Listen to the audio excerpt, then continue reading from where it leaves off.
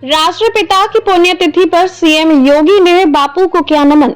GPO park में गांधी प्रतिमा पर किया माल्यार्पण। राष्ट्रपिता महात्मा गांधी की पुण्यतिथि के अवसर पर शुक्रवार को मुख्यमंत्री योगी आदित्यनाथ ने लखनऊ के जीपीओ पार्क में स्थापित गांधी जी की प्रतिमा पर पुष्पांजलि अर्पित कर उन्हें भावभीनी श्रद्धांजलि दी। बच्चे के सिर में 7 सेमी घुसी थी पिस्टल की गोली। केजीएमयू लखनऊ के चिकित्सकों ने की बेहद चुनौतीपूर्ण surgery. King George medical university के चिकित्सकों ने महज 3 वर्ष के बच्चे के दिमाग में 16 दिसंबर को धंसी गोली को बाहर निकालकर एक गरीब परिवार के चेहरे पर हंसी बिखेर दी। न्यूरो सर्जरी, एनेस्थेसिया और पीडियाट्रिक विभाग के डॉक्टरों ने असंभव से ऑपरेशन को कर दिखाया। उन्होंने दिमाग में 7 सेंटीमीटर अंदर धंसी गोली को निकाल दिया। सर्जरी के बाद 5 दिन वेंटिलेटर और 25 दिन आईसीयू में रहने के बाद अब बच्ची ठीक है और सोमवार को उसे अस्पताल से छुट्टी मिल जाएगी। उत्तर प्रदेश में 1 फरवरी से आधार के माध्यम से प्रमाणित होगी सभी संपत्तियों की रजिस्ट्री। उत्तर प्रदेश में संपत्ति विवाद या फिर संपत्ति को फर्जीवाड़ा से बचाने के लिए बड़ा कदम उठाया गया है।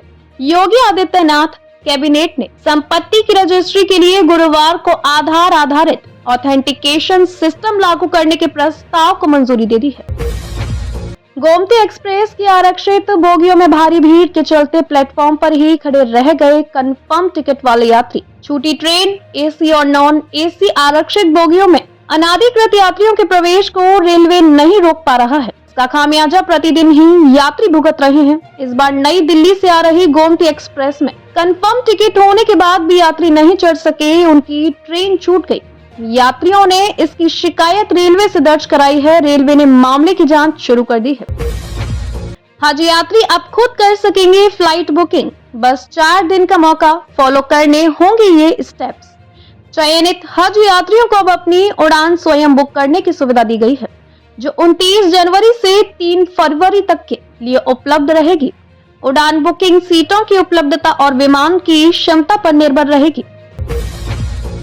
दिल्ली से झटका, कांग्रेस आलाकमान ने विधायकों को चेताया, झारखंड में मंत्रियों पर कोई खतरा नहीं। झारखंड सरकार में कांग्रेस कोटे के मंत्रियों के विरुद्ध माहौल बनाने वाले विधायकों को दिल्ली दरबार से संदेश दिया गया है कि वे अनुशासन के दायरे में रहें। पार्टी के शीर्ष नेतृत्व राहुल गांधी और राष्ट्रीय अध्यक्ष मल्लिकार्जुन खड़गे की मौजूदगी में हुई अहम बैठक में स्पष्ट शब्दों में कहा गया है कि अनुशासनहीनता बर्दाश्त नहीं की जाएगी।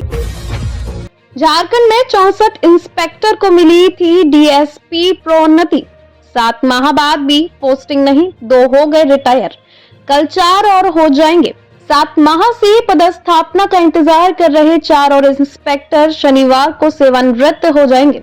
अगर शनिवार की सुबह तक भी नोटिफिकेशन नहीं निकलता है तो ये 4 अधिकारी इंस्पेक्टर बनकर ही सेवानिवृत्त हो जाएंगे। जेएलकेएम की प्रत्याशी आयशा क्यों चर्चा में है? यूपी और छत्तीसगढ़ में भी किन्नर रह चुकी हैं। मेयर झारखंड की राजनीति में एक नया अध्याय जुड़ गया है। सोशल एक्टिविस्ट के तौर पहचान बना चुकी आयशा सिंह थर्ड जेंडर ने विधायक जयराम महतो के समक्ष झारखंड लोकतांत्रिक क्रांतिकारी मोर्चा की सदस्यता ग्रहण की।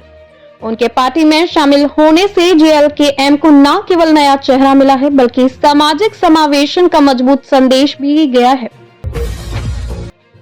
जेपीएससी सिविल सर्विसेज भर्ती 103 पदों के लिए आवेदन शुरू। 31 जनवरी से 14 फरवरी तक करें अप्लाई।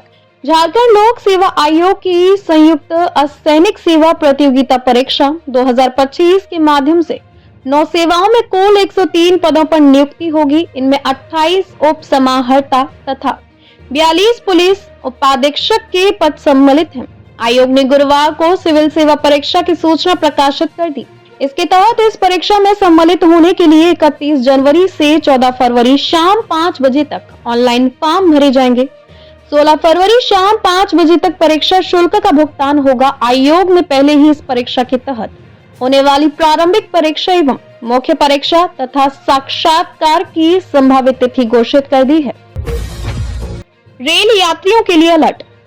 हटिया बुद्धमान ट्रेन प्रभावित, कई ट्रेनों के रूट, समय और टर्मिनल में बदलाव।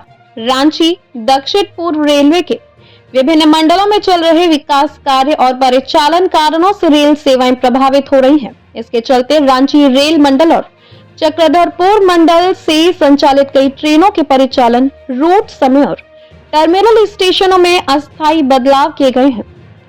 कहीं ट्रेनों का आंशिक समापन किया गया है तो कहीं मार्ग परिवर्तन और समय में देरी से यात्रियों को परेशानी का सामना करना पड़ रहा है।